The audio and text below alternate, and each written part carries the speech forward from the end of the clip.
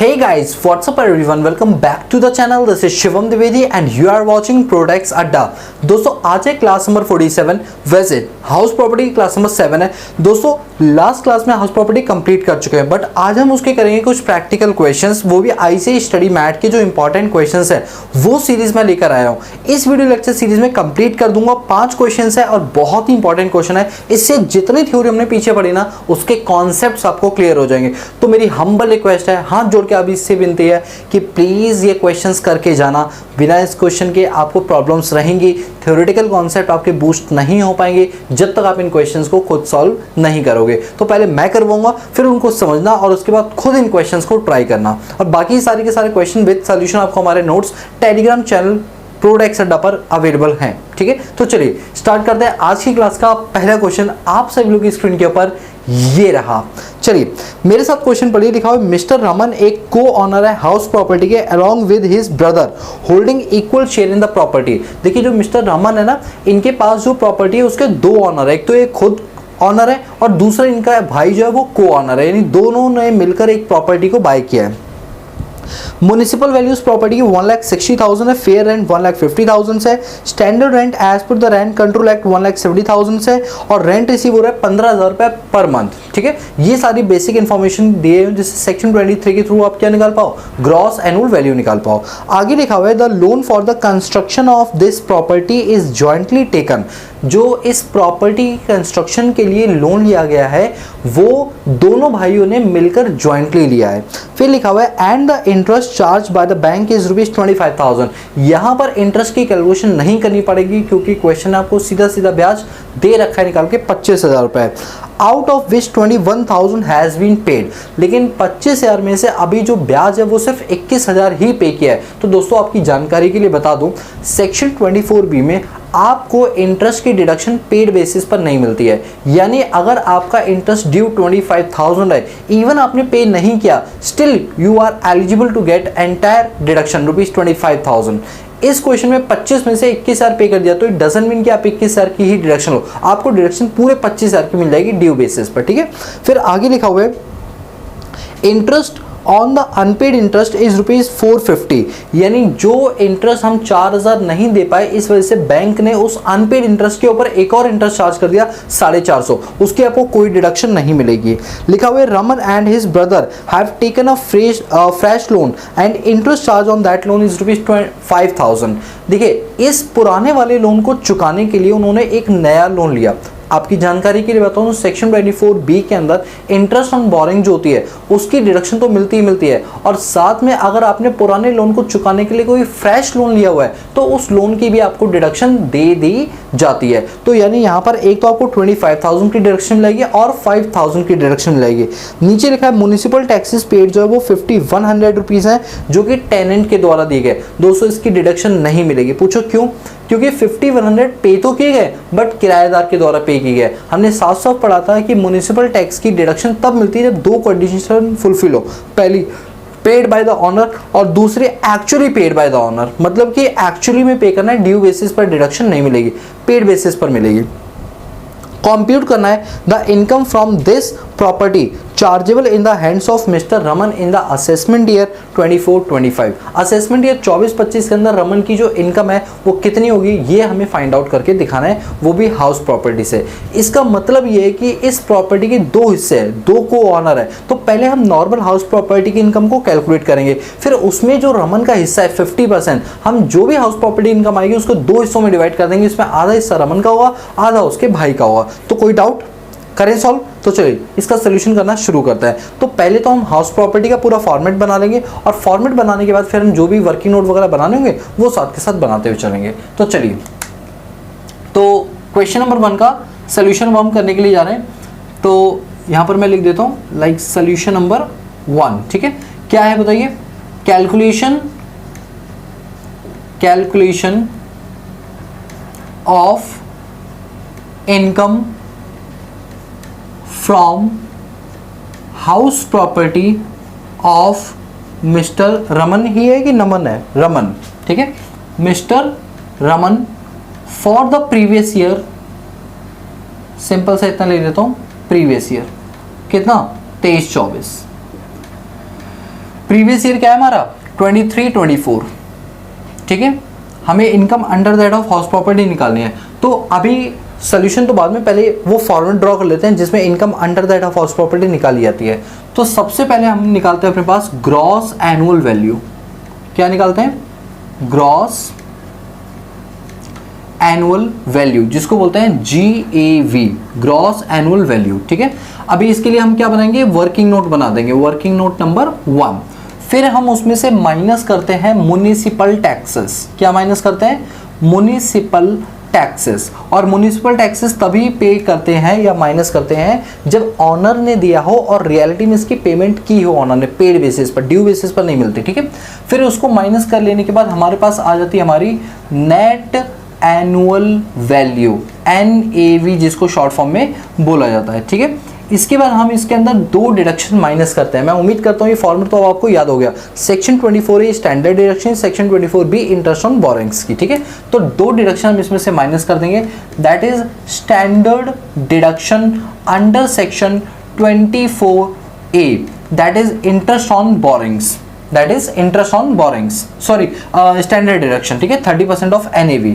और माइनस करेंगे हम सेक्शन 24B का interest on borrowings, interest on borrowings, ठीक है। और माइनस करने के बाद जो निकल के आएगा that is income under the heads of house property, ठीक है। माइनस करके आ जाएगा income under the heads of house property, ठीक है। चलिए अब क्वेश्चन में GAV निकालते हैं पहले तो, ठीक है। और दोनों का एक साथ निकालेंगे, बाद में हम इसका प्रोपोर्शन 50-50 कर देंगे सो दैट रमन की इनकम हमें मिल जाएगी, ठीक है। तो चलिए अब हम यहां बनाएंगे अपने पास working note number 1, calculation of gross annual value. सबसे पहला स्टेप नंबर 1 क्या? FMSSEA, फेयर रेंट को म्युनिसिपल रेंट से कंपेयर करेंगे, ठीक है। तो लीजिए फेयर रेंट को हम कंपेयर करेंगे किससे? म्युनिसिपल रेंट से, म्युनिसिपल रेंट। क्वेश्चन में देखकर बताओ फेयर रेंट कितना है। सर क्वेश्चन में फेयर रेंट हमको दे रखा है 1,50,000। सर क्या ये पर मंथ है? देखिए दोस्तों जो दे रखा है वही लिख दो, पर मंथ लिखा होता तो मैं 12 से मल्टीप्लाई करता, अदरवाइज नहीं करूंगा, ठीक है। और म्युनिसिपल रेंट कितना दे रखा है? Municipal value of the property rupees 1,60,000 rupees, 1,60,000। दोनों में से क्या उठा लेंगे हम? हायर उठा लेंगे। और जो हायर हम उठाएंगे उसको क्या बोलेंगे? Selected rent. क्या बोलेंगे बताइए? Selected rent. कितना? 1,60,000। कितना? 1,60,000। इसको कंपेयर करेंगे किससे? स्टैंडर्ड रेंट से। क्वेश्चन में हमको स्टैंडर्ड रेंट दे रखा है दैट इज रुपीज 1,70,000, 1,70,000। दोनों में से क्या सेलेक्ट करेंगे? लोअर। जो लोअर आएगा उसे क्या बोलेंगे? उसको हम बोलेंगे अपने पास एक्सपेक्टेड रेंट। सरकार के हिसाब से आपके घर का जो एक्सपेक्टेड रेंट है वो सरकार ने कितना माना है? दोनों का लोअर उठा लो, कितना? रुपीज 1,60,000। अब आप बताओ आपका एक्चुअल रेंट कितना है? अब आप बताइए आपका एक्चुअल रेंट कितना है? सर एक्चुअली जो रेंट रिसीव हो रहा है वो 15,000 रुपये पर मंथ के हिसाब से हो रहा है। कितना? 15,000 रुपये पर मंथ के हिसाब से। तो अगर 15,000 रुपये पर मंथ हमें मिल रहा है तो मल्टीप्लाई 12 कर देंगे, ये आपका आ जाएगा 1,80,000। अब आप बताइए दोनों में से क्या उठाते हैं? सर दोनों में से उठाते हैं हायर। दोनों में से क्या उठाते हैं हम? हायर। और हायर को ही क्या बोलते हैं? ग्रॉस एनुअल वैल्यू, जो कि कितना आ जाएगा? 1,80,000 rupees. This is your gross annual value. तो यहाँ पर मैं लिखूंगा रुपीज 1,80,000। आई होप दोस्तों इसमें कोई दिक्कत नहीं होगी, क्योंकि ये क्वेश्चन हम अपने क्लास के दरमियान भी कर चुके हैं, सो दैट यहाँ ज़्यादा प्रॉब्लम्स अब आपको नहीं आएगी। उसमें से माइनस करेंगे म्युनिसिपल टैक्स। क्वेश्चन की लास्ट लाइन जो है वो ये बोल भी रही है कि म्युनिसिपल टैक्स से 5100 रुपये पे किए गए टेनेंट के द्वारा, बट क्योंकि टेनेंट के द्वारा पे किए गए तो इसके लिए हम इसकी डिडक्शन इसको नहीं देंगे। अगर मकान मालिक ने पे किया होता तो ही हम इसकी डिडक्शन इसको देते। तो यानी कि म्युनिसिपल टैक्सेस आपका 0 आ जाएगा, तो आपका NAV आ जाएगा 1,80,000 रुपीज़। अब उसका 30% क्या मिल जाएगी आपको? 24A की डिडक्शन मिल जाएगी। तो निकालते हैं 1,80,000 का 30%, दिस कम्स 54,000। कितना? ये आपका रहेगा 54,000 रुपए। फिर माइनस करेंगे interest on borings. Interest on boring question में अगर आप देखेंगे तो कितना दे रखा है, 25,000 रुपए ड्यू था बट पे 21,000 क्या, डोंट वरी डिडक्शन पूरे 25 की मिलेगी ड्यू बेसिस पर। और इस लोन को रीपे करने के लिए एक और लोन लिया जिस पर उसने जो ब्याज पे किया दैट इज ₹5,000। तो 25,000 प्लस 5,000 कितना हो गया, 30,000। तो इंटरेस्ट ऑन बोरिंग पूरी की डिडक्शन मिलेगी 30,000 रुपए की। सर क्या कोई लिमिट वगैरह भी है? दोस्तों लिमिट होती तो है बट सेल्फ ऑक्यूपाइड केस के अंदर होती है, तो लेट आउट का केस है, इसमें फुल्ली डिडक्शन आपको 100% की मिल जाएगी। अब जो माइनस करके आएगा that is your income under the heads of house property, that is ₹1,80,000 minus 54,000 minus 30,000, ये आपका आ गया 96,000 रुपीज। कितना आ गया ये, 96,000 रुपीज। तो income from house property is ₹96,000। अब हम जानते हैं नमन का और उसके भाई का शेयर इक्वल ही था, तो इस 96,000 को दो हिस्सों में बांट दो, तो नमन की हाउस प्रॉपर्टी इनकम आ जाएगी कितनी, यहां पर लिखेंगे नमन्स शेयर इज 50%, सो 96,000 का 50% that is 48,000 is the income from house property. Income from house property of mister Naman. Naman की मांगी ये थी 96,000 तो पूरे घर के जिसमें भाई की भी और नमन दोनों की है, तो इसका आधा कर दो तो ये आ गया हमारी नमन का शेयर हाउस प्रॉपर्टी में। बताओ क्वेश्चन समझ आया? बहुत ही सिंपल क्वेश्चन है, अगर आपने क्लासेस को रेगुलरली अच्छे से देखा होगा तो कहीं कोई प्रॉब्लम नहीं आएगी। ठीक है, इस क्वेश्चन को आप एक बार स्क्रीनशॉट ले लो, फिर हम अगले क्वेश्चन की ओर आते हैं। ठीक है, मैं साइड और हूं, जल्दी स्क्रीनशॉट ले लो। चलो चलते हैं अपने अगले क्वेश्चन की ओर। तो सेकंड क्वेश्चन आज की क्लास का आप सभी लोग की स्क्रीन के ऊपर ये रहा, पढ़ो मेरे साथ। क्वेश्चन में कह रहा है कि mister x on one residential house property in Mumbai. ठीक है, मिस्टर एक्स के पास अपनी खुद की एक रेजिडेंशियल हाउस प्रॉपर्टी है, वो भी मुंबई में। The house is having 2 identical unit. देखो क्या होता है आइडेंटिकल यूनिट का मतलब, जैसे एक घर है तो उस पर 2 फ्लोर हैं जो कि बिल्कुल सेम एरिया में सेम नक्शे से सब कुछ बना हुआ बिल्कुल सेम है, बट वो 2 अलग अलग आइडेंटिकल यूनिट है, सेम है बट 2 अलग अलग पोर्शन के अंदर ऊपर नीचे है। हो सकता है एक ही फ्लोर के अंदर आधा आगे वाला पोर्शन और आधा पीछे वाला पोर्शन, इस तरीके से भी हो सकता है। ठीक है, तो the house is having 2 identical unit. First unit of the house is self occupied by mister x. तो आधे यूनिट पर मिस्टर एक्स रहता है अपने लिए, दूसरे यूनिट को उसने कहा है उसे रेंट पर चढ़ाया हुआ है। सेकंड यूनिट या another unit is rented for ₹8,000। जो बचा हुआ है ना 8,000 रुपए का, वो रेंट पर उसने चढ़ाया हुआ है। The rented unit was vacant for 2 month. जो आधा पोर्शन उसने रेंट पर चढ़ाया था, देखो ज़्यादा कन्फ्यूजन मत लो, ऐसे समझो एक फ्लोर है उसमें आधे आधे एरिया पे रेंट पे चढ़ाए हुए है और आधे एरिया पे वो खुद रहता है। जिस आधे एरिया को उसने रेंट पर चढ़ाया है वो 2 महीने खाली रहा है, 2 मंथ वैकेंट रहा है। आगे लिखा हुआ है the particular of the house for the previous year 23-24 are as under given below. ये सारे कुछ पर्टिकुलर्स गिवन है दोस्तों। इसमें कई सारे तो फालतू की चीज़ें हैं जो फालतू में दे रखे जिससे आपको कंफ्यूज किया जा सके, लेकिन आप होना मत। लिखा हुआ है standard rent 1,62,000 per annum, municipal value 1,90,000 per annum, fair rent 1,85,000 per annum, municipal tax paid by mister x, यानी ऑनर ने खुद पे किया है कितना 5% of municipal value. Light and water charges 500 रुपये पर मंथ। भाई हमें क्या मतलब, जब 30% एनएवी हमें सेक्शन 24A में मिल रहा है तो लाइट वाटर का खर्चा हम क्यों माइनस करेंगे, ये बेकार में दे रखा है, इसका कुछ भी नहीं होगा। फिर इंटरेस्ट ऑन बोरोड कैपिटल 1,500 रुपये पर मंथ। हाँ, ये वो चीज़ है कि अगर हमने हाउस के लिए लोन लिया है और उसका जो ब्याज है वो 1,500 रुपये पर मंथ है, तो इट मीन्स कि यहाँ पर आपको डिडक्शन 24B की मिल जाएगी। इसके बाद लिखा हुआ है लीज मनी, कोई फर्क नहीं पड़ता, फालतू में दे रखा है, इसका कुछ नहीं करना। फिर आपको दे रखा है इंश्योरेंस चार्ज। अरे जब सरकार तुमको 24A में 30% फ्लैट डिडक्शन दे रही है तो ये वाली अब आप खर्चे माइनस नहीं कर पाओगे, फालतू में दे रखा है, इसे आपको लगे और आप गलती से कुछ कराओ। फिर दे रखा है इंश्योरेंस चार्ज 3,000 रुपये, रिपेयर 12,000 रुपये पर एनम। इसके बाद आगे आपको दे रखा है कंप्यूट करना है income from house property of mister x for the assessment year 24-25 if he exercise opting out shifting out of default tax regime provided under section 115 BAC 1A।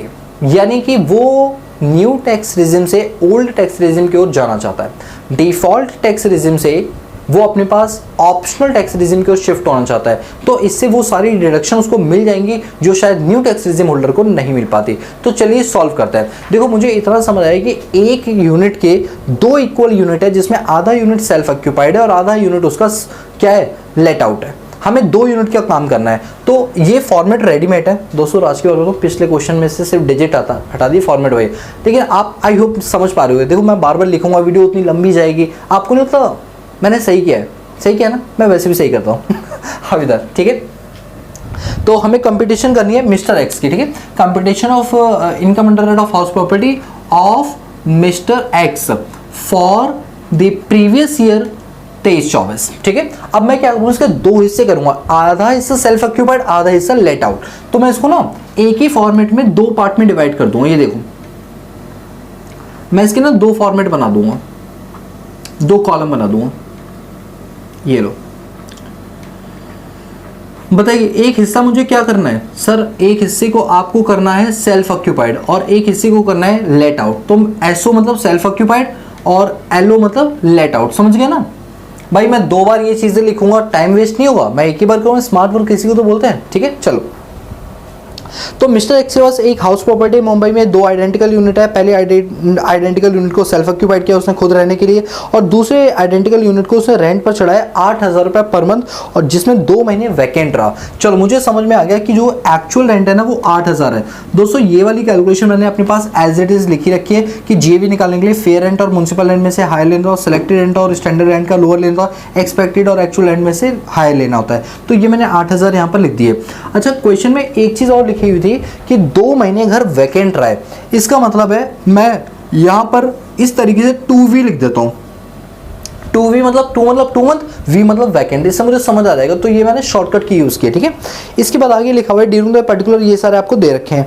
तो स्टैंडर्ड रेंट 1,62,000, तो लीजिए स्टैंडर्ड रेंट के सामने मैंने लिख दिया 1,62,000। देखिए format अगर पहले से बना होता तो जो फिगर्स है वो चढ़ाते रहो सीधा सीधा। म्युनिसिपल वैल्यू दे रखी है 1,90,000 रुपए की, ये लीजिए म्युनिसिपल वैल्यू आपको दे रखी है 1,90,000 रुपए की। फिर आपको दे रखा है फेयर रेंट 1,85,000 का।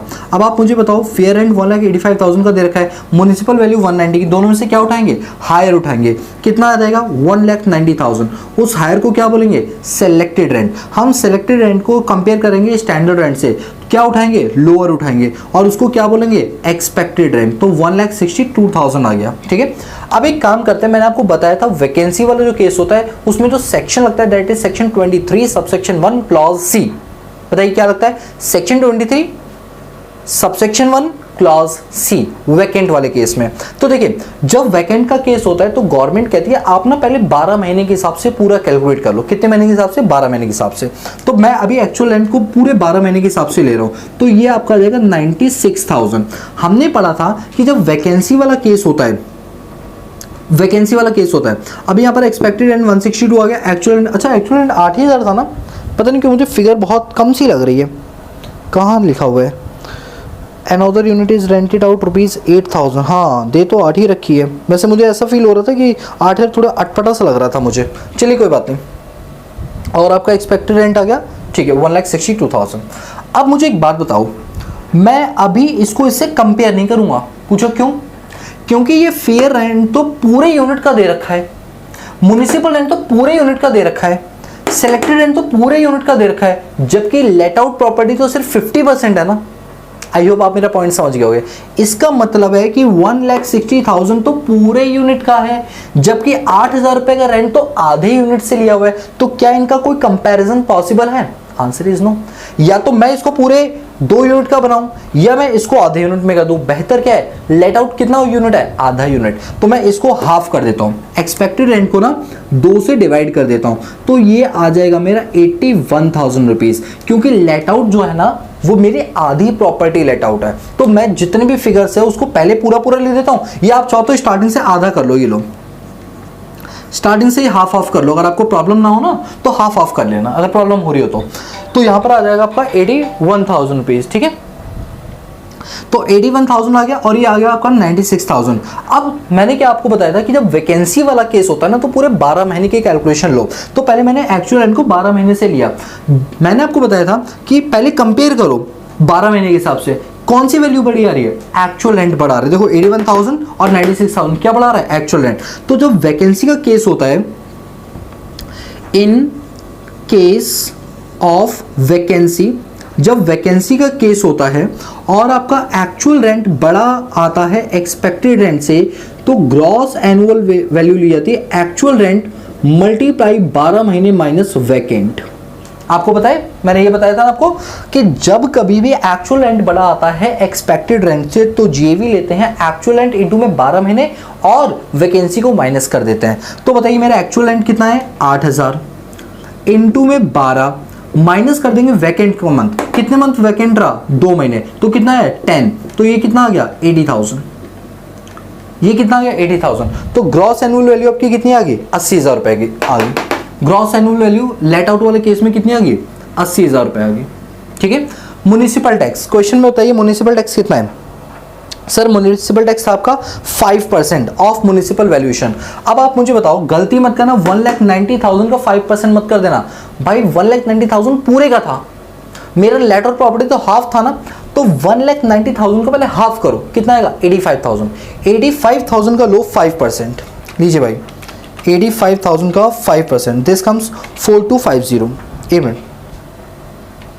190 डिवाइडेड बाई 2, ये 95, सॉरी 95,000 का 5%, 4750। 4750। सर थोड़ी सी कंफ्यूजन हो रही है भाई। कंफ्यूजन क्यों हो रही है? एक यूनिट है, उसकी पूरी वैल्यू दे रखी है, जब लेट आउट मैंने हाफ किया है तो सारी वैल्यू हाफ ही हाफ तो लोगे। जब म्युनिसिपल टैक्स लूंगा तो आधे 50% यूनिट की ही तो लूंगा, तो म्युनिसिपल वैल्यू जो है वो 190 पूरा है, तो आधा लो तो कितना आएगा? 95,000 का फिर आप ले लो जो भी परसेंटेज दे रखा है, दैट इज 5%, तो मैंने ले लिया 4750। अच्छा, इसको माइनस करेंगे तो हमारे पास NAV आ जाएगा, दिस कम्स 250 और ये आ जाएगा 75,250। ठीक है। फिर हम लेंगे डिडक्शन, वो भी कितना? 30%, तो 75,250 का 30%, 22,575। 22,575 ये आपका आ गया क्या? Standard deduction. फिर इंटरेस्ट ऑन बोरिंग। अच्छा, इंटरेस्ट ऑन बोरिंग कितना था? सर इंटरेस्ट ऑन बोरिंग था 1,500 रुपए पर मंथ। कितना? 1,500 रुपए पर मंथ। मुझे एक बात बताओ, इंटरेस्ट ऑन बोरिंग 1,500 रुपए पर मंथ है, आपको नहीं लगता इसके भी 2 टुकड़े होने चाहिए? क्योंकि वो बोरिंग तो पूरे हाउस की है ना, मेरा लेट आउट प्रॉपर्टी तो सिर्फ 50% है ना, तो 50% मीन्स कितना हुआ? 1,500 का आधा करो, 750, तो 750 इंटू 12, 750 इंटू 12, तो 750 इंटू 12, क्योंकि पर मंथ में दे रखा था ना, इस वजह से, तो ये आपका आ गया 9,000। बताओ बेटा, कोई डाउट तो नहीं? 1,500 रुपए पर मंथ जो इंटरेस्ट था, पूरे साल का कितना बना? 18,000।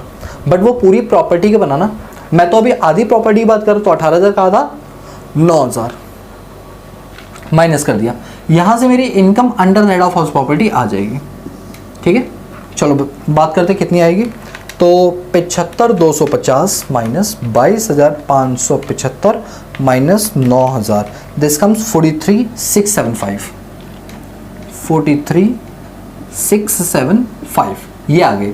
अब हम बात करेंगे सेल्फ ऑक्यूपाइड की। देखिए सेल्फ ऑक्यूपाइड, जब सेल्फ ऑक्यूपाइड है तो जीएवी तो आपका 0 आएगा। म्युनिसिपल टैक्स आप कुछ माइनस कर नहीं सकते हो, भले आपने पे ही क्यों ना किया हो। तो इससे आपका NAV कितना है? 0। तो 24AB कितना देगा? 0। इंटरेस्ट ऑन बोरिंग्स कितना आएगा?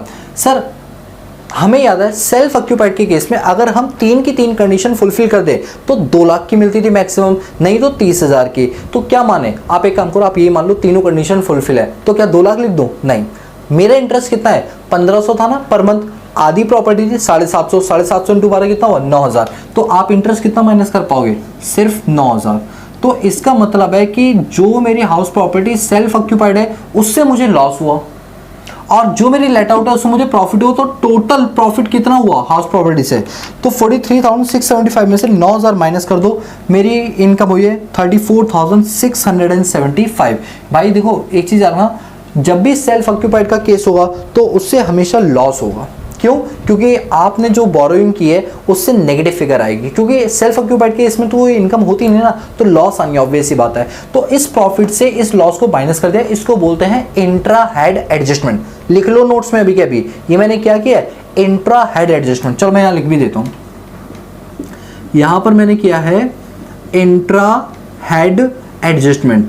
अगर आप सेम ईयर में सेम हेड ऑफ इनकम से अपने एक लॉस को अपनी उसी सेम हेड ऑफ इनकम से माइनस करते हैं तो इसको इंट्रा हेड एडजस्टमेंट बोलते हैं। जब मैं आपको set of and carry forward वाला चैप्टर पढ़ाऊंगा तब उसमें बहुत डिटेल में बताऊंगा, टेंशन मत लो, ठीक है। अभी जस्ट एक लाइन मैंने लिखवाई है आपको, ठीक है। तो आई होप आपको ये क्वेश्चन समझ आ गया होगा, इसको नोट करो, फिर अगले क्वेश्चन की ओर चलते हैं, ठीक है। चलिए अब हम करेंगे अपना क्वेश्चन नंबर 3। तो क्वेश्चन नंबर 3 आप सभी लोग स्क्रीन के ऊपर ये रहा, मेरे साथ क्वेश्चन पढ़िए, ठीक है। तो देखिए क्वेश्चन नंबर 3 में लिखा हुआ है कि मिस्टर विकास जिसके पास एक हाउस प्रॉपर्टी है, उसके म्युनिसिपल वैल्यू, फेयर रेंट और स्टैंडर्ड रेंट रिस्पेक्टिवली गिवन है। जैसे कि क्वेश्चन में जो म्युनिसिपल वैल्यू है वो है 96,000, फेयर रेंट 1,26,000 और स्टैंडर्ड रेंट 1,08,000 रुपए का दे रखा है, ठीक है। और ये सारी फिगर्स पर एनम के अंदर है, लिखा भी है ब्रैकेट में per annum respectively. During the financial year 23-24 1/3 of the portion of the house was let out for the residential purpose and at a monthly rent ₹5,000। देखिए जो भी पूरा घर है उसको इन्होंने 3 हिस्सों में बांटा, जिसमें 1/3 मतलब 1/3 हिस्से को इन्होंने किराए पर चढ़ा दिया रेजिडेंशियल पर्पस के लिए। और इनको जो किराया मिल रहा है 1/3 हिस्से का वो मंथली रेंट मिल रहा है 5,000 रुपीज़ का, यानी 5,000 पर मंथ है, ठीक है। फिर लिखा हुआ है the remaining 2/3 portion was self occupied by him, और जो 2/3 पोर्शन बच गया ना उसमें ये लोग खुद रहते हैं, ठीक है भाई। फिर लिखा हुआ है म्युनिसिपल टैक्सेस है 11% of the municipal value was paid during the year, ठीक है। म्युनिसिपल वैल्यू का म्युनिसिपल टैक्स जो है वो म्युनिसिपल वैल्यू का 11% है, okay. The construction of the house began in June 2016, ठीक है भाई। जो कंस्ट्रक्शन हाउस की वो 2016 में शुरू हुई है और जो घर बनकर तैयार हुआ है वो 31/5/2019 को बनकर तैयार हुआ है। विकास ने लोन लिया हुआ है 1 लाख रुपए का 1/7/2016 को for construction of building. He paid interest on loan 12% per annum and every year such interest was paid. चलो भाई ठीक है, कंप्यूट करना है income from house property of mister Vikas for the assessment year 24-25 if he has exercise the option shifting out default tax regime under the section 115 BAC clause 1 है, ठीक है भाई। सारी चीजें मुझे क्लियर होगी। मुझे जो मोटा मोटा अभी समझ आया ना प्राइमा फेसी क्वेश्चन को देखकर, वो ये समझ आया कि एक प्रॉपर्टी है, उसके 1/3 यूनिट को इन्होंने लेट आउट कर रखा है और 2/3 यूनिट पे ये खुद रह रहे हैं। उस पूरे घर को बनाने के लिए उन्होंने एक हाउस लोन लिया है जिसकी रीपेमेंट टाइम पर करते हुए आ रहे हैं, तो यानी 24B की इनको इंटरेस्ट ऑन डिडक्शन भी मिल जाएगी बोरिंग्स वाली, ठीक है। तो चलिए स्टार्ट करते हैं। तो इस क्वेश्चन के 2 पहलू हैं। अभी मिस्टर विकास की बात हो रही है, तो calculation of income under that of house property of mister Vikas for the previous year. अब बताइए इस क्वेश्चन में प्रीवियस ईयर कितना है? प्रीवियस ईयर है आपका असेसमेंट 24-25 है, तो प्रीवियस 23-24 होगा। प्रीवियस क्या होगा? 23-24। चलिए भाई आगे चलता है। 2 पार्ट में डिवाइड करूंगा इस चीज को। अगेन सेल्फ ऑक्यूपाइड और बताइए किसमें? Let out. ये लीजिए,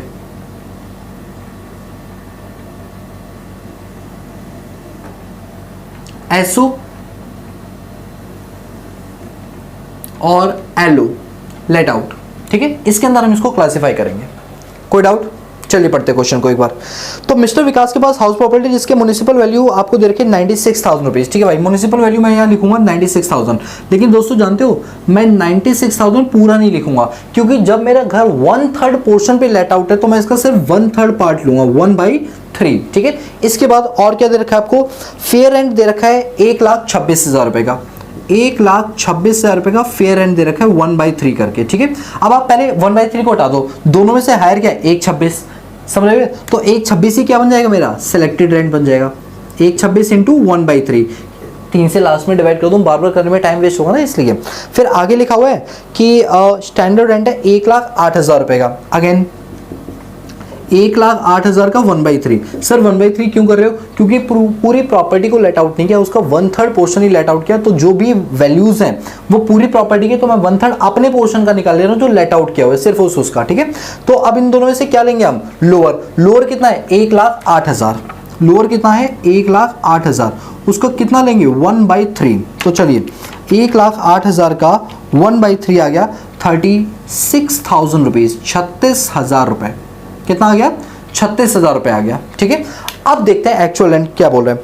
तो क्वेश्चन में बोला हुआ है कि ये मंथली रेंट लेते हैं 5,000 रुपये का। ठीक है भाई, अब 5,000 का 1/3 मत कर देना, क्योंकि 5,000 जो है 1/3 ऑलरेडी किया हुआ है कि उतने ही हिस्से का रेंट है 5,000। ठीक है, इंटू 12 कर दो, ये आपका आ जाएगा 60,000। ठीक है, दोनों में से हायर उठा लो, कितना आएगा 60,000 आ जाएगा। ठीक है, इसके बाद जरा इंटरेस्ट और लोन के भी बारे में बात कर लेते हैं। तो 1/3 पोर्शन तो इनका क्या था, लेट आउट था। 2/3 पोर्शन इनका सेल्फ ऑक्यूपाइड था। ठीक है सर, फिर आगे इन्होंने लिखा हुआ है कुछ लोन वोन को लेकर इन्होंने कुछ बातें की हुई हैं। किसको लेकर, लोन वगैरह को लेकर। एक मिनट, 60,000 आ गया ना। ठीक है, तो लीजिए पहले ग्रॉस एनुअल ले लो, तो लिख दूँ 60,000। ये हमारा ये ग्रॉस एनुअल, दोनों में से हायर उठा ली ना, तो जीएवी आ गया 60,000। तो लेट आउट वाले पोर्शन में मैं लिख देता हूँ 60,000। ठीक है, चलिए अभी पहले लेट आउट वाला केस करें, फिर सेल्फ ऑक्यूपाइड वाला कर लेंगे। अच्छा, वैसे अगर आप देखना चाहोगे तो सेल्फ ऑक्यूपाइड के केस में जीएवी 0 होगा, म्युनिसिपल टैक्स की डिडक्शन मिलती ही नहीं है तो वो भी 0 हो जाएगा, एनएवी भी 0 आएगा, 24A मिलेगा नहीं, जो मिलेगा वो इंटरेस्ट ऑन बोरिंग मिलेगा। वो भी अगर कंडीशन फुलफिल की है तो 2 लाख तक का मिल जाएगा, अदरवाइज 30,000 तक का मिलेगा, या जो actual interest which ever is lower की डिडक्शन ही इनको मिलेगी। चलिए अब हम स्टार्ट करते हैं। तो यहाँ पर हमारे पास जो क्वेश्चन दे रखा है, क्वेश्चन की लाइन जरा ध्यान से पढ़ना। कौन सी वाली, जो सेकंड पैरा दे रखा है ना लोन वाला, उस वाले पॉइंट को पढ़ो जरा। तो क्वेश्चन नंबर 3 का जो सेकंड पैरा है उस पर आ जाओ। उसमें लिखा है the construction of the house began on June 2016। पहले ये बताइए लोन कब लिया उसने, 1/7/2016 को। तो मैं एक काम करता हूँ, यहाँ पर चार्ट ड्रॉ कर रहा हूँ आपको समझाने के लिए, ताकि प्री और पोस्ट में बता पाऊँ। ठीक है, तो 1/7/2016 यानी प्रीवियस ईयर 16-17 हुआ है। ठीक है, चलिए 16-17 ये लीजिए, 16-17, फिर 18, फिर 19, 20, 21, 22, 23 और 24। ठीक है, क्योंकि हमारा प्रीवियस ईयर क्या है 23-24 है। ये बताओ हमने जो लोन लिया है वो कब लिया, 1/7/2016 को 1 लाख रुपए का लोन लिया है। ठीक है, यहां पर 1/7/2016 को लोन लिया है, वो भी कितने रुपए का, 1 लाख रुपए का। चलिए भाई, यहां पर आपने लोन लिया 1 लाख रुपीस का। फिर लिखा हुआ है for the construction of house building he paid interest loan 12%। ठीक है भाई, at the rate 12% per annum की ब्याज दर पे। ठीक है, फिर लिखा हुआ है और एवरी मंथ जो भी इंटरेस्ट बनता है वो पे कर देता है। दोस्तों अगर ये वर्ड नहीं भी लिखा होता, वो पे नहीं भी करता ना, सिर्फ ड्यू हो रहा है तो भी डिडक्शन मिलेगी। मैंने आपको बोला ही था 24B की डिडक्शन पेड बेसिस पर नहीं, ड्यू बेसिस पर मिल जाती है। पे करो ना करो कोई दिक्कत वाली बात नहीं। ठीक है, इसके बाद देखिए the construction of the house was begun June 2016। हाँ, अब ये बताइए कंस्ट्रक्शन हाउस की कब बनी है, मतलब बनकर कब तैयार हुआ, जून 2016 में। तो यानी कि जून 2016, अरे जुलाई 2016, ये क्या 1/7/2016 को इन्होंने लोन लिया। कंस्ट्रक्शन, अच्छा कंस्ट्रक्शन की शुरुआत हुई मेरे दिमाग में ये हुआ कि कंस्ट्रक्शन हो गया भाई, उसकी कंस्ट्रक्शन जून से शुरू हुई, लोन अगले महीने लिया। लेकिन क्या ये दे रखा है घर बनकर तैयार कब हुआ, हाँ दे रखा है हाउस वॉज कंप्लीटेड ऑन 31/5/2019। चलिए भाई 31/5/2019 यानी यहाँ पर 31 मई को घर बनकर तैयार हो, लो मैंने बिल्डिंग खड़ी कर दी। कब की बात है ये, 31 मई की बात है, बिल्डिंग खड़ी कर दी, यहां पर घर बनकर तैयार हो गया। ठीक है, अच्छा मुझे एक बात बताओ, जिस प्रीवियस ईयर में घर बनकर तैयार होता है, जिस प्रीवियस ईयर में घर बनकर तैयार होता है उसको छोड़ दो, उसको छोड़ दो, उससे पहले से लेकर लोन लेने वाली डेट तक को हम प्री कंस्ट्रक्शन पीरियड इंटरेस्ट बोलते हैं ना। याद आ रहा, मैंने आपको कराया था क्लास नंबर 3 के अंदर 24B की पूरी कैलकुलेशन करवाई थी। देखिए दोबारा से रिपीट करता हूँ, जिस प्रीवियस ईयर में मेरा घर बना है उसको छोड़ दो, उससे पहले जो स्टार्टिंग है उसकी, उससे पहले से लेकर लोन लेने की डेट तक का जो पीरियड होता है उसे प्री कंस्ट्रक्शन पीरियड इंटरेस्ट बोलते हैं। समझ आई? अच्छा, प्री कंस्ट्रक्शन पीरियड इंटरेस्ट की डिडक्शन आपको एक बारी में इकट्ठी नहीं मिलती है, 5 एनुअल इक्वल इंस्टॉलमेंट के अंदर दी जाती है। कितने में बताइए, 5 एनुअल इक्वल इंस्टॉलमेंट के अंदर। तो अब आप मुझे बताओ उसकी पहली इंस्टॉलमेंट कब हुई होगी, 19-20, दूसरी इंस्टॉलमेंट कब हुई होगी, 20-21, तीसरी इंस्टॉलमेंट 21-22, चौथी इंस्टॉलमेंट 23-24 और पांचवी इंस्टॉलमेंट 23-24। एक मिनट, क्या बोला मैंने, हाँ पहली installment this one, second installment, third, fourth, and fifth, यानी हम कैलकुलेशन 23-24 की करें, ये लास्ट बार, ये पांचवा महीना यहाँ पर, मतलब पांचवी इंस्टॉलमेंट यहाँ पर है, इसके बाद इंटरेस्ट ऑन बोरिंग की डिडक्शन आपको नहीं मिलेगी, क्योंकि 5 बारी मिल जाएगी, ये लास्ट बारी है, तो इस साल तो मिल ही जाएगी। तो मुझे ना प्री और पोस्ट दोनों निकालना पड़ेगा, ठीक है। अच्छा, और कोई इन्फॉर्मेशन तो नहीं दे रखी, construction of the house was building इतना उतना, ठीक है, और कुछ नहीं देखा। अब हम निकालेंगे प्री कंस्ट्रक्शन पीरियड इंटरेस्ट, ठीक है। तो प्री कंस्ट्रक्शन पीरियड कितना आ गया, ये आ गया 12 महीने, 12 महीने, और यहाँ जुलाई से लेकर 31 मार्च तक होते हैं आपके 9 महीने, ठीक है। तो 12 12 24, 24 और 9 कितने हो गए, 24 और 9 होते हैं 33, ठीक है, 33 मंथ्स। तो प्री कंस्ट्रक्शन पीरियड 33 महीने के हिसाब से हम इंटरेस्ट निकाल लेंगे, ठीक है। 33 महीने के हिसाब से निकालते हैं। लोन कितने का था, 1 लाख रुपए का, 1 लाख का लोन था, 12% ब्याज दर थी 12/100 और 33/12। सर 12 क्यों किया, क्योंकि 33 महीने है ना, मुझे साल में कन्वर्ट करना, तो 12 से डिवाइड करना पड़ेगा, और जितना भी आएगा उसको पूरे को मैं 5 से डिवाइड कर दूंगा, क्योंकि 5 एनुअल इक्वल इंस्टॉलमेंट में मिलती है। दोस्तों मैं इस पर ज़्यादा टाइम नहीं लगा, क्योंकि क्लास में हम ऑलरेडी बहुत टाइम इस पर लगा चुके हैं। मैं फिर से रिपीट कर दूँ, 1 लाख का लोन है, 12% की ब्याज दर है, यहाँ से लेकर यहाँ तक 33 महीने होते हैं। मंथ ईयर से डिवाइड, ईयर में कन्वर्ट करने के लिए 12 से डिवाइड करना पड़ेगा, और पूरी डिडक्शन आपको एक बार में नहीं मिलती, 5 एनुअल इक्वल इंस्टॉलमेंट में मिलती है। तो अब करते हैं 1 लाख का 12% और इंटू 33 डिवाइडेड बाई 12, ये आ गया 33,000, डिवाइड कर देंगे 5 से, तो ये आ गया 6600। यानी यहाँ पर जो मुझे प्री कंस्ट्रक्शन पीरियड का जो इंस्टॉलमेंट मिलेगा दैट इज 6600। कितना बताइए, 6600। अब मेरा क्वेश्चन आप लोगों से ये है, क्या इसको 6600 पूरे की डिडक्शन मिल जाएगी, आप सोच के बताइए, क्या इसको 6600 पूरे की डिडक्शन मिलेगी। सर क्यों नहीं मिलेगी, चलो मैं बताऊंगा, अभी नहीं मिलेगी। अब जरा प्री कंस्ट्रक्शन पीरियड पोस्ट निकालिए, पोस्ट करंट ईयर की। तो करंट ईयर में कैसे निकालते हैं, पोस्ट वाला 1 लाख इंटू में 12% और पूरे 12 महीने, तो 12/12 कितना आ जाएगा, ये 12,000। तो टोटल इंटरेस्ट कितना हो गया, ये तो हो गया प्री कंस्ट्रक्शन का इंटरेस्ट, ये हो गया आपका पोस्ट कंस्ट्रक्शन का इंटरेस्ट। तो टोटल कितना हो गया, 18,600। टोटल ब्याज कितना हो गया, 18,600। ध्यान से सुना दोस्तों, 18,600 तो पूरे घर का आया है। मैंने लेट आउट कितना किया है, ओनली 1/3 पोर्शन। लेट आउट कितना क्या है, 1/3 पोर्शन। तो मुझे 18,600 में से भी तो 1/3 ही डिडक्शन मिलेगी ना। यस सर, 18,600 में से 1/3 डिडक्शन मिलेगी, यानी 6200 रुपए की मुझे डिडक्शन मिलेगी। सिर्फ कितने रुपए की मिलेगी बताइए, 6200 रुपए की। तो इंटरेस्ट ऑन बोरिंग आ गया आपका 6200, और जो 2/3 है यानी 12,400 वो मिल जाएगी मुझे ऑक्यूपाइड, सेल्फ ऑक्यूपाइड वाले में। भाई टोटल इंटरेस्ट 18,600 है, 1/3 चला गया लेट आउट में और 2/3 चला गया सेल्फ ऑक्यूपाइड में, और सेल्फ ऑक्यूपाइड में मैक्सिमम 30 या 2 लाख की तो मिल ही जाती है। 30 साल से कम है, ज़्यादा दिमाग लगाना नहीं। और वैसे इसने सारी कंडीशन को फुलफिल किया, इससे तो 2 लाख वाली भी मिल जाएगी, अगर 2 लाख तक भी होता ना तो भी मिल जाती। समझ आ रही बात। तो मैंने इंटरेस्ट ऑन बोरिंग निकाला और जो भी प्री और पोस्ट बना उसको ऐड कर दिया, और जो इसका डिवीजन था 1/3 पोर्शन 2/3 पोर्शन उसमें क्लासीफाई कर दिया। इसमें ज़्यादा सोचना क्या। अब म्युनिसिपल टैक्स पर आ जाओ। अच्छा, क्वेश्चन के अंदर आपको म्युनिसिपल टैक्स दे रखा था, बताइए। यस सर, म्युनिसिपल टैक्स दे रखा था, दैट इज 11%। कहाँ है म्युनिसिपल टैक्स, ये ना पेज थोड़े से उड़ रहे हैं मेरे, इधर उधर जा रहे हैं। एक मिनट मुझे निकाल लेने दो। क्वेश्चन नंबर 3, हाँ।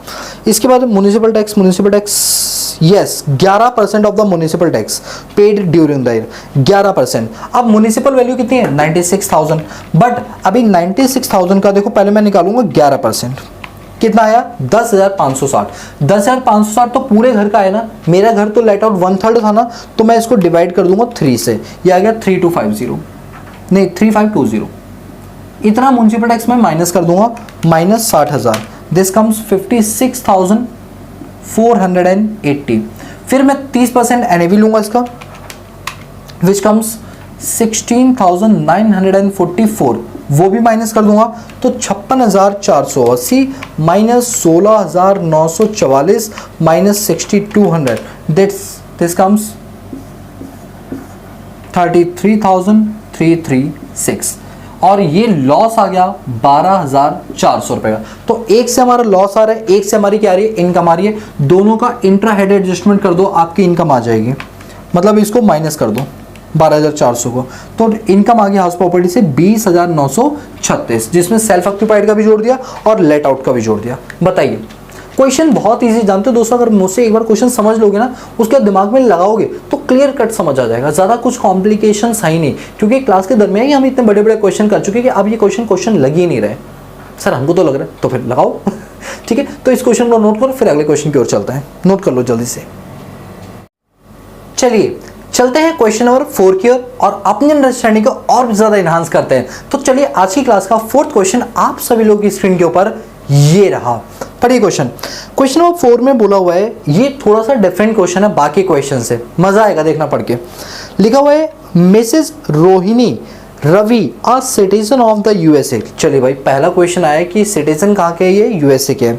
इसका वो लिखा है कि ये is a resident and ordinary resident in India. अरे वाह, यूएसए के सिटीजन है बट भारत के ये आरओआर है, ठीक है, रेजिडेंट एंड ऑर्डिनरी रेजिडेंट हो सकता है भाई, कोई बड़ी बात नहीं। सिटीजनशिप और रेजिडेंशियल स्टेटस अलग होता है, मैंने आपको पहले ही पढ़ाया था। Citizenship by virtue of law मिलती है या बाय बर्थ मिलती है भारत के अंदर, बट रेजिडेंशियल स्टेटस सेक्शन 6 के अकॉर्डिंग स्टे करने से मिलती है। आप इंडिया में 182 दिन से ज्यादा रहोगे तो आप रेजिडेंट बन जाओगे, और 730 दिन या उससे ज्यादा रहोगे और 10 सालों में 2 बार रेजिडेंट बन गए तो आप आरओआर बन जाओगे। तो ये इंसान सिटीजन था यूएसए का बट इंडिया में ज्यादा आता होगा, तो ये से आरओआर बन सकता है। तो इतना शॉक्ड होने की जरूरत नहीं है कि सर क्वेश्चन निकल जाता है, नहीं दोस्तों, ठीक है।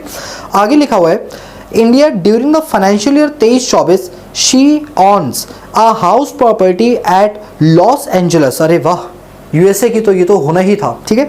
तो उनके पास एक हाउस प्रॉपर्टी लॉस एंजल्स में, जो कि कहाँ पर है, यूएसए में, यानी यूएसए के अंदर इनकी एक हाउस प्रॉपर्टी है जिसको इन्होंने रेजिडेंट मतलब अपने रहने के लिए यूज किया हुआ है। The annual value of the house is $20,000। चलो भाई यूएस डॉलर्स में आपको पेमेंट आ रही है। The value of $1 is taken as 75 rupees.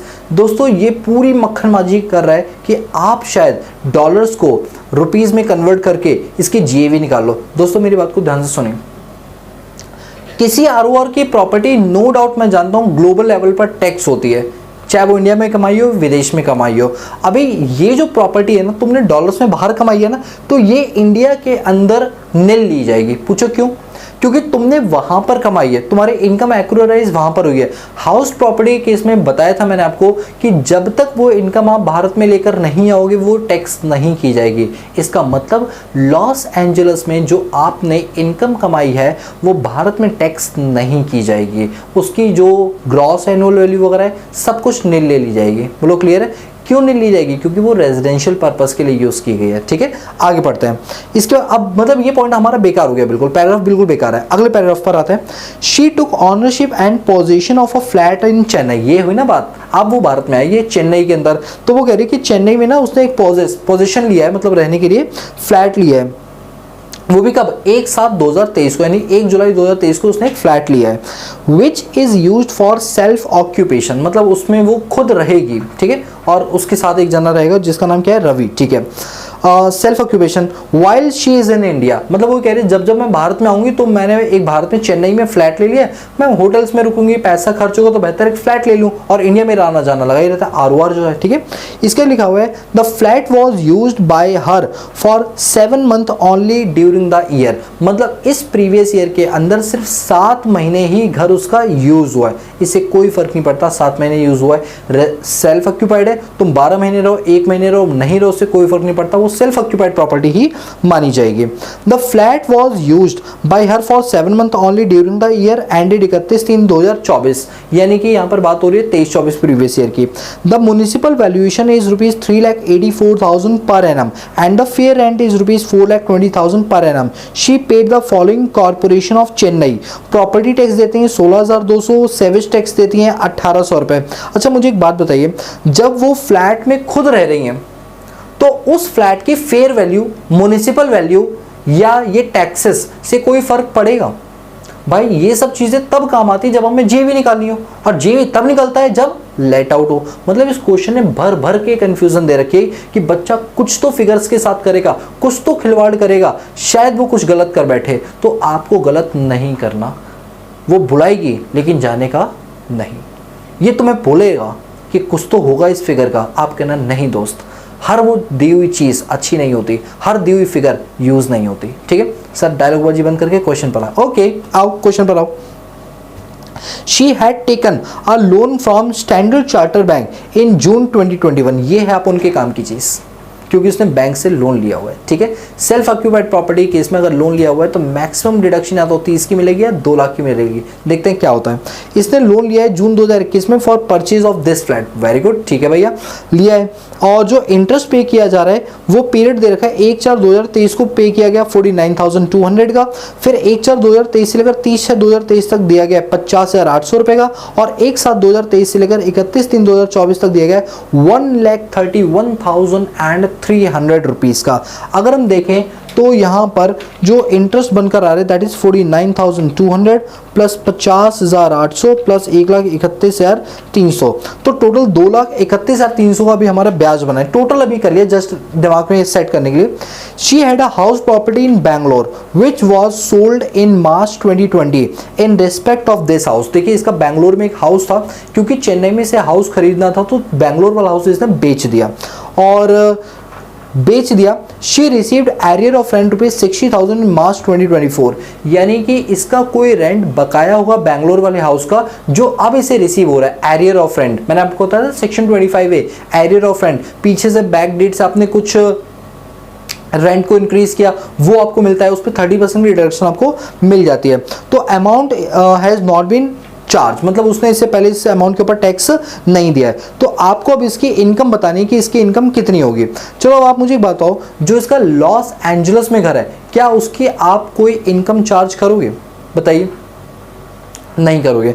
इसकी एक चेन्नई के अंदर जो प्रॉपर्टी है that is self occupied property. तो चलो अब उसकी बात करते हैं। ये पूरा हमने बना दिया। अभी क्या नाम है इसका, इस पर्सन का क्या नाम है, कहाँ गई? रोहिणी रवि, मिसेस रोहिणी रवि। चलिए भाई, calculation of income under head of house property Rohini Ravi. क्या बता, हस्बैंड का नाम भी साथ में लगा रखा है, कितना लकी हस्बैंड होगा वो। सर आप क्यों टेंशन में आ रहे हो? मैं थोड़ी आ रहा, थोड़ा सा जल रहा था आओ, थोड़ा मजाक कर रहा था, सीरियस मत होना, हो भी जाओगे तो कर क्या लोगे आओ चलो क्वेश्चन पर आओ, ठीक है। अरे आओ क्वेश्चन पर आओ, ठीक है। Gross annual value less municipal tax, NAV आ गया, स्टैंडर्ड डायरेक्शन 24A की 24B की हमें डायरेक्शन मिलेगी, इंटरेस्ट ऑन बोरिंग सी, ये सारी चीज़ें, ठीक है। तो अभी मैं बात करूँ चेन्नई वाले घर की, ठीक है। चेन्नई वाले घर को क्या किया था इसने? सेल्फ ऑक्यूपाइड किया था। सेल्फ ऑक्यूपाइड में जीएबी कितना आएगा? 0, म्युनिसिपल टैक्स कितना आएगा? 0, एनईवी कितना आएगा? 0, 24A कितना आएगा? 0, सिर्फ क्या आएगा? इंटरेस्ट ऑन बोरिंग्स आएगी। क्वेश्चन में इंटरेस्ट ऑन बोरिंग्स वाले कॉलम को देखिए प्लीज सभी लोग। इंटरेस्ट ऑन बोरिंग वाला आप कॉलम अगर आप देखेंगे तो उसमें आप पाएंगे कि जो इंटरेस्ट है ना वो 50,800 है और 1,31,300 है, और जो 49,200 है ना उसका आपको 1/5 मिलेगा। सर क्या आपने बोल दिया, हमारे कुछ समझ में नहीं आया। चलो एक काम करो, जो इंटरेस्ट दे रखा है ना इसको जरा सीक्वेंस वाइज लगाओ, सीक्वेंस वाइज देखो। क्वेश्चन में लिखा हुआ है कि इसने जो लोन लिया है, she had taken a loan standard Chartered June 2021 में लिया हुआ है, ठीक है। तो यानी कि 21, 22, 23, 24, ठीक है। यहां पर 1 जून 2021 को इसने लोन लिया, ठीक है, और जो लोन लिया उस पर ब्याज आ रहा है पीरियड प्रायर टू 1/4/2023। अब ये बताओ, मेरा जो मैंने घर एक्वायर किया वो किस तारीख को किया है? 1/7/2023 को। चेन्नई वाला घर, प्लीज सेकंड पैरा देखिए, चेन्नई वाला घर मैंने लिया है 1/7/2023 को। तो इसका मतलब मेरा घर यहां पर मैंने लिया 1/7/2023 को। मैंने आपको बताया था जिस साल घर लेते हैं उस साल को छोड़ दो, उससे पहले वाला और लोन लेने वाली डेट तक का जो इंटरेस्ट आता है that is pre construction period. बताओ आप मेरी बात मानते हो नहीं मानते हो? ये सर बिल्कुल मानते हैं। इस क्वेश्चन के अंदर 1/4/2023 तक का जो इंटरेस्ट दे रखा है प्रायर टू 1/4/2023, 1/4/2023 तो ये बना, उससे पहले का आपको इंटरेस्ट दे रखा है 49,200 रुपीज का, यानी यहां पर आपको ब्याज दे रखा है 49,200 का। अच्छा ठीक है, 1/4/2023, सॉरी 1/4/2023 है ना, ये देखिए 1/4/2023 से पहले का ब्याज यानी प्री कंस्ट्रक्शन का ब्याज उसने दे दिया 49,200। खास बात क्वेश्चन में ये कि आपको ब्याज निकालना नहीं पड़ा, दे रखा है, बट याद रखना वो ब्याज यहां से लेकर लोन लेने की डेट तक है, और हमें पता है प्री कंस्ट्रक्शन पीरियड की पूरी डिडक्शन नहीं मिलती है, 1/5 मिलती है, तो इसीलिए इसको डिवाइड करना पड़ेगा 5 से। कितने से डिवाइड करना पड़ेगा? 5 से। कैलकुलेटर देता जरा करके दे दो। ये आपका आ गया 9840 रुपीज 9840। ठीक है, यहां से लेकर यहां तक का जो ब्याज है दैट इज 49,200, जिसको 5 से डिवाइड किया। क्यों किया सर? क्योंकि प्री कंस्ट्रक्शन पीरियड का पूरा डिडक्शन आपको नहीं मिलता, 1/5 ही मिलता है। ठीक है, हर 5 साल तक। ठीक है, इसके बाद आपको दे रखा है 1/4/2023 से 30/6/2023, मतलब यहां से लेकर यहां तक, यहां से लेकर यहां तक का ब्याज है 50,800। ये तो पोस्ट कंस्ट्रक्शन पीरियड हो गया। और इसके बाद यही नहीं, यहां से लेकर यहां तक का पूरा ब्याज आपको दे रखा है 1/7 से लेकर 31/3/2021 तक 1,31,300। 300 है 800 है सर? 300 है। तो ये दोनों को ऐड कर दो तो ये आ जाएगा आपका post construction period 50,800 plus 1,31,300, 1,82,100। 1,82,100। This is called post construction interest and this is called pre construction period interest. Post construction और प्री कंस्ट्रक्शन पीरियड इंटरेस्ट ये हमको दे रखा है। ठीक है, ये चीज हमें दे रखी है, कोई डाउट? अब इन दोनों को ऐड कर दो और ऐड करके यहां माइनस कर दो। एक मिनट सर क्या पूरी माइनस होगी 30,000 या 2 लाख? देखिए अगर हम देखें तो लोन 1/4/1999 के बाद लिया, यस सर। लोन हमने घर को एक्वायर करने के लिए लिया, यस सर, कैपिटल एक्सपेंडिचर। तीसरा कि हमने हमारा घर एक्वायर कर लिया 5 साल से पहले, यस सर, बिल्कुल। तीनों कंडीशन फुलफिल है। दोनों को पहले ऐड करो, कितना आएगा सर? 1,81,100 में ऐड करो 9840, दिस कम्स 1 लाख। टोटल कर रहा हूं इसका, this one plus this one comes, इन दोनों को ऐड किया, ये आ रहा है 1,91,940, जो कि 2 लाख से कम है। तो मैंने आपको बताया था एक्चुअल इंटरेस्ट और 2 lakh which ever is lower, तो कितना रहेगा ये? दिस इज 1,91,940 माइनस हो जाएगा, तो ये मेरी इनकम नहीं आएगा। This comes my loss under the heads of house property. 1,91,940 का लॉस आ गया। सर ये तो चेन्नई वाली की आपने बात की। यस सर, मैंने चेन्नई वाली की बात की, सेल्फ ऑक्यूपाइड वाले केस की। Sir what about Kolkata? जो कोलकाता में एरियर ऑफ रेंट मिला, अरे भाई सब, सॉरी बैंगलोर वाले का क्या? सब बता रहे हैं, थोड़ा सब्र रखो भाई, क्वेश्चन खत्म थोड़ी बोल दिया। ठीक है, आओ बैंगलोर वाले। तो अब मैं बात करूंगा बैंगलोर की। जो बैंगलोर है तो बैंगलोर वाले घर का क्या करोगे आप? देखिए बैंगलोर वाले घर में आपको एरियर ऑफ रेंट मिला, तो ठीक है भाई, हम लिखेंगे section number 25A arrears of rent. ये हमारी इनकम है, बिल्कुल सही कहा, एरियर ऑफ रेंट हमारी इनकम होती है। कितना एरियर ऑफ रेंट मिला है सर? ये मिला आपको 60,000 रुपए का। अब लेकिन पूरी इनकम 60,000 नहीं होगी, इसमें से आपको सेक्शन 24A की स्टैंडर्ड डिडक्शन आपको 30% वाली अवेलेबल हो जाएगी। तो 6 3 होता है 18, 18,000 की मिल जाएगी। 48,000 रुपए आपकी इनकम फ्रॉम हाउस प्रॉपर्टी बन जाएगी। This is income from house property. अब सुनिए, ये तो बैंगलोर का घर है, ये चेन्नई वाला घर है, तो दोनों को करो, ये है आपका A और ये आपका है B, तभी तो पता चलेगा कि मिस रोहिणी रवि की टोटल हाउस प्रॉपर्टी इनकम कितनी है, क्योंकि ये तो एक हाउस है, ये दूसरा हाउस है, दोनों को प्लस करो, ये लॉस है, ये आपकी इनकम है, तो यहां लिखेंगे total income from house property A plus B। इसका मतलब ये 1,91,940 में से माइनस कर दो 48,000, यानी हमारी लॉस आया 1 लाख, अभी भी लॉस आ रहा है 1,43,940 का। इनकम नहीं आ रहा, टोटल लॉस आ रहा है। इतना लॉस था, थोड़ा कम हो गया इनकम से। 1,49,940 is the loss from house property. I hope you are getting my point, ठीक है। क्वेश्चन नोट करो, थोड़ा सा समझना, प्रॉपर समझ आ जाएगा, ठीक है। अब लास्ट क्वेश्चन करेंगे, बस फिर क्वेश्चन हम यहाँ पर वाइंड अप कर देंगे, ठीक है। नोट करिए प्लीज।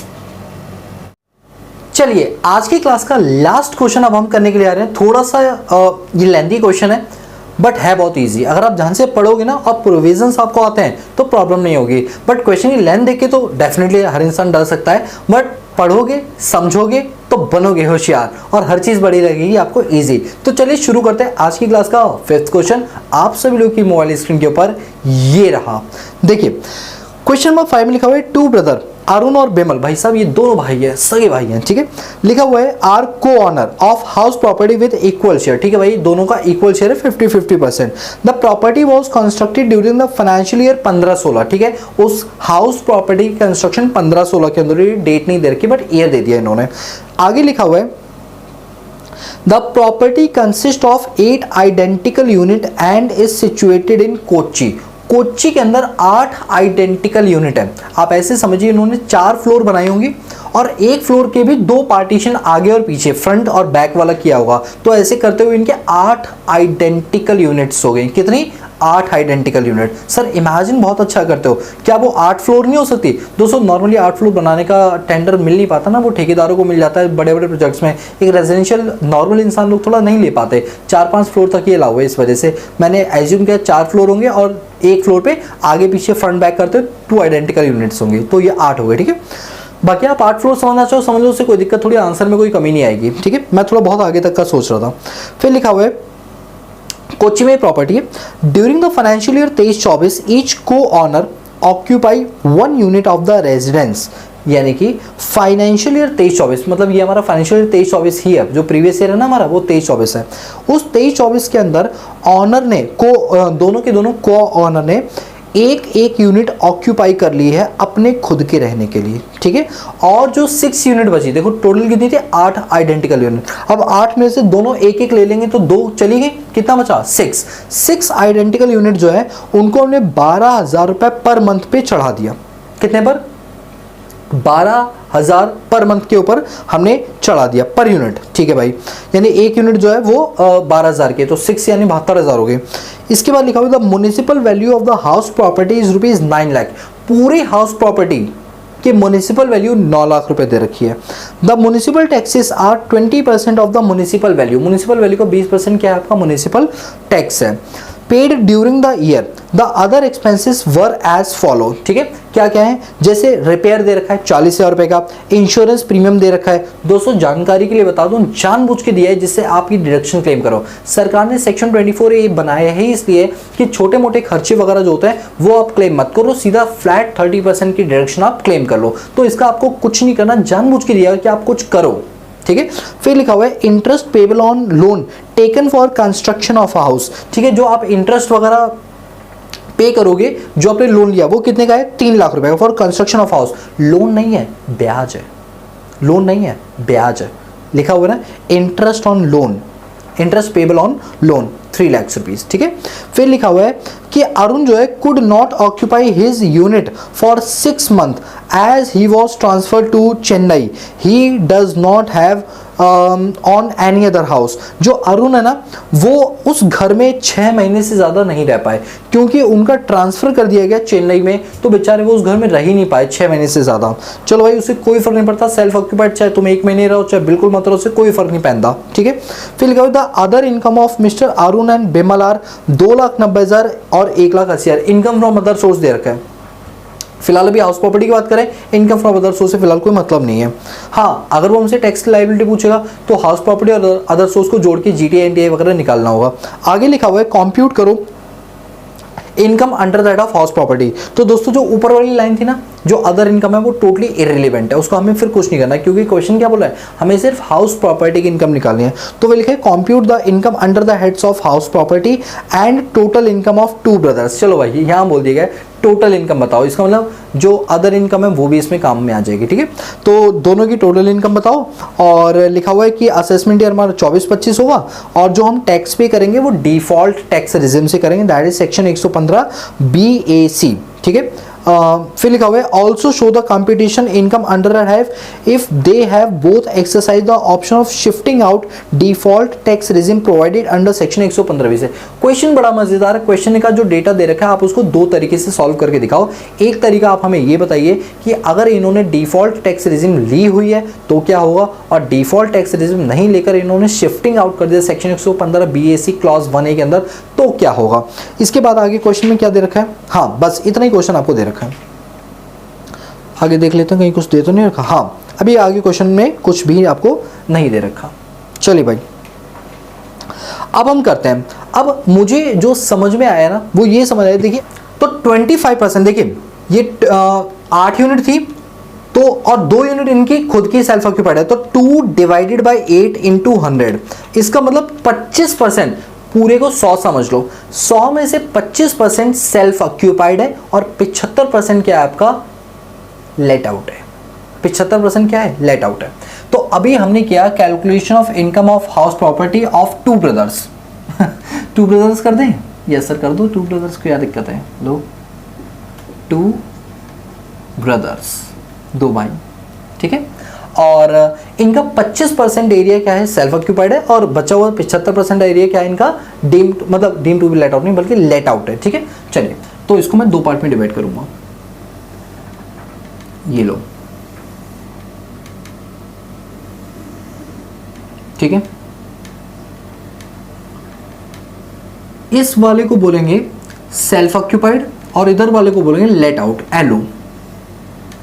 तो इसके साथ क्या करना है, अब देखिए ग्रॉस एनुअल वैल्यू क्या होगी। देखिए सेल्फ ऑक्यूपाइड वाला जो केस है ना, कहाँ गया क्वेश्चन, हाँ सेल्फ ऑक्यूपाइड वाला जो केस है यानी 25%, इस पर मैं लिख दूँ 25%, हाँ 25% और ये 75% की बात हो रही है, ठीक है। सेल्फ ऑक्यूपाइड का केस क्या आएगा 0, म्युनिसिपल टैक्स क्या आएगा 0, नेट एनुअल वैल्यू क्या आएगी 0, 24A का डिडक्शन क्या आएगा 0, बट जो इंटरेस्ट ऑन बोरिंग है, अच्छा क्वेश्चन में इंटरेस्ट ऑन बोरिंग था क्या, क्वेश्चन में इंटरेस्ट ऑन बोरिंग 24B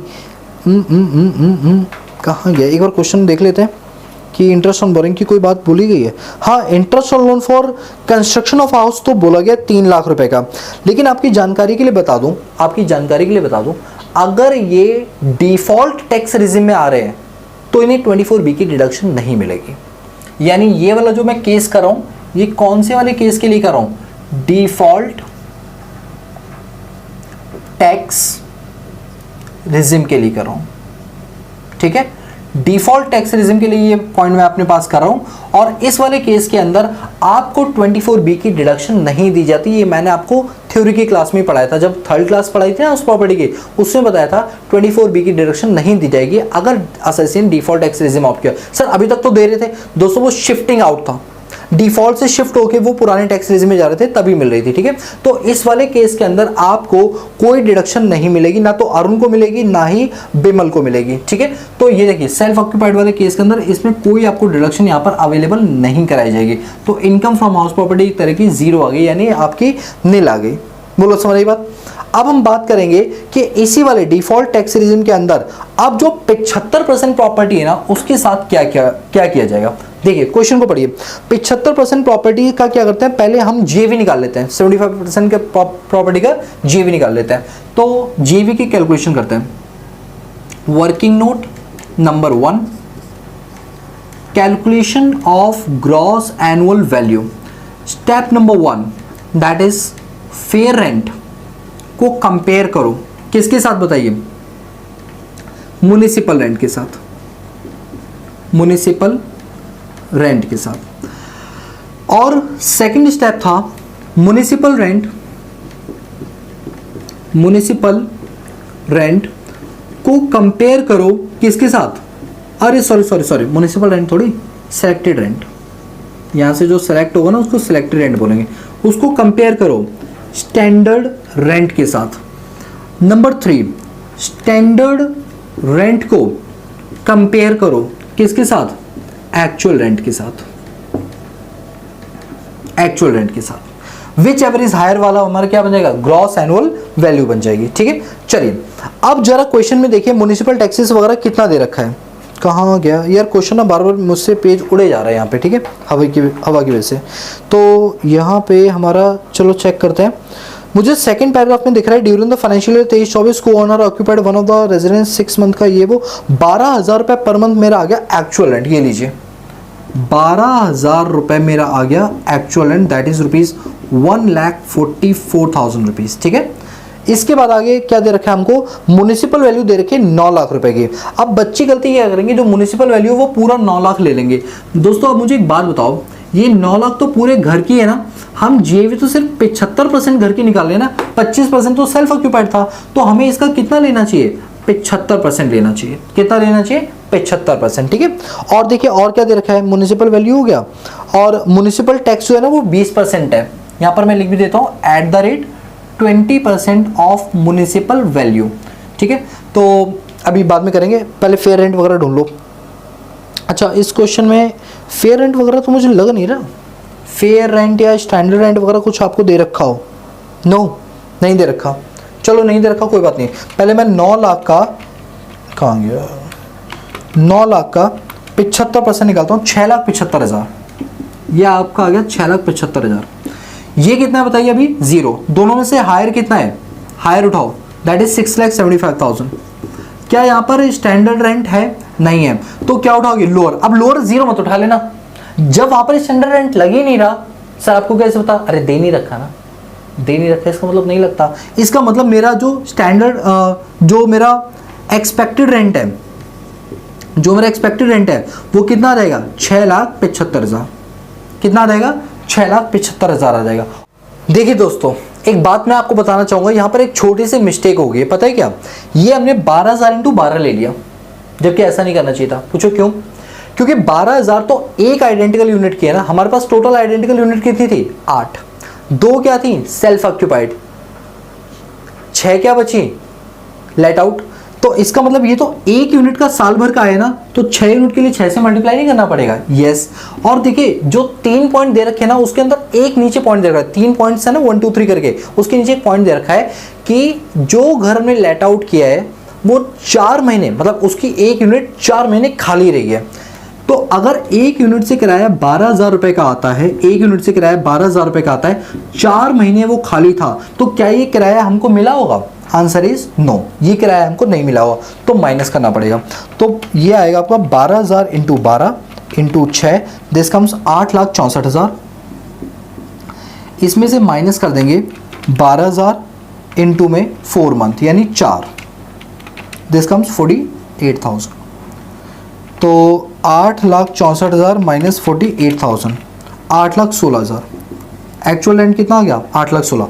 दोनों में से क्या उठाओगे, हायर, वो हम यहाँ पर लिख देंगे 8,16,000। उसमें से 20%, अब गलती पता क्या होगी, आप म्युनिसिपल वैल्यू को सीधा 20% निकालो, लेकिन नहीं, 75% पहले अलग, मतलब 25% अलग करो, यानी 6,75,000 का आप लेंगे 20%, दिस कम्स 1,35,000, 1,35,000।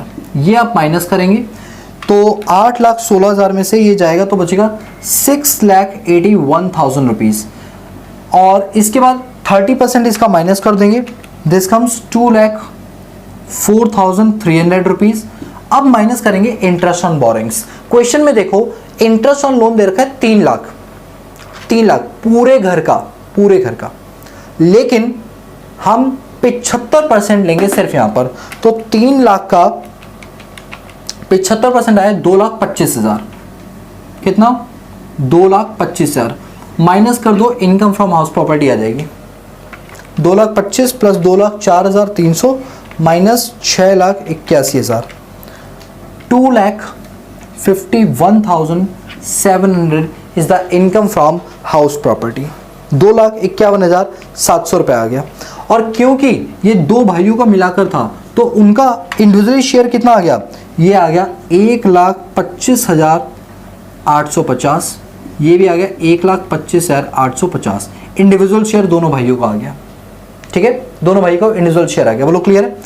ये अभी मैंने क्या डिफॉल्ट टैक्स रिजिम से, अब आप लोग करेंगे किससे, new tax, shifting out. Shifting out के केस में सेल्फ ऑक्यूपाइड पर भी मिल जाएगा, सेल्फ ऑक्यूपाइड पर भी मिल जाएगा। ठीक है, ये काम मैं आपको होमवर्क में दूंगा। सेकंड वाला पार्ट आपको करना, भाई मैंने तो अपनी तरफ से पूरा करा दिया, अब सेकंड पार्ट आप खुद करेंगे। ठीक है, तो मैं उम्मीद करता हूं कि ये जो ICAI का स्टडी मटेरियल है, इसके जो क्वेश्चन है हमने पूरे कंप्लीट कर लिए, बुक को पूरा कंप्लीट कर लिया है, हमने पूरा हाउस प्रॉपर्टी चैप्टर कंप्लीट कर लिया। बस अब एक वीडियो नेक्स्ट टास्क की आने वाली है, that is summary of house property. जितना भी हमने पढ़ा उसको हम एक वीडियो के अंदर समराइज करेंगे, सो दैट जब भी आप एग्जाम के लिए जाओ तो उसके रिवीजन लगा पाओ, ठीक है। बाकी नोट सारे आपको प्रोडक्ट अड्डा पर मिल जाएंगे, ठीक है दोस्तों। So guys that's all about this video lecture series. So guys if you like the video, give a big thumbs up and subscribe the channel and press the bell icon so that you notify all the time when I post new video on this YouTube channel। बाकी मिलते हैं next class में, तब तक के लिए peace out.